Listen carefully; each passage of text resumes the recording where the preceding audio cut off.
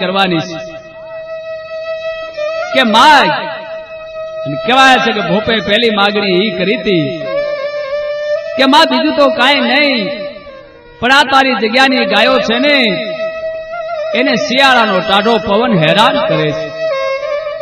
હે ભગવતી, આ ટાઢા વાવડાની માલી પાસે ગાયો ધ્રુજે છે, એ ગાયોનું દુઃખ માં મારાથી જોવાતું નથી, અને માં એ શિયાળું વા બંધ થાય એવું કાંઈક કરો.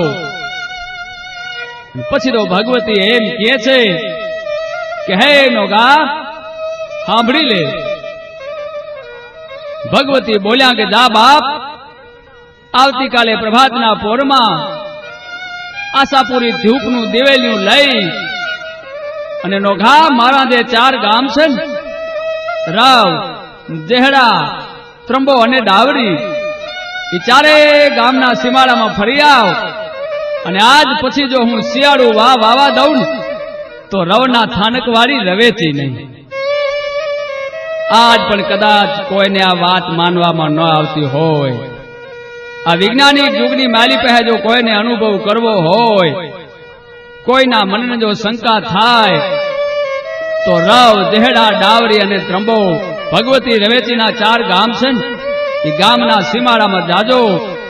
આજ પણ આ હડાહડ કળજુગની માલી પહે શિયાળું વા નથી વાતો ભાઈ, ભગવતીના જાહેર પરચા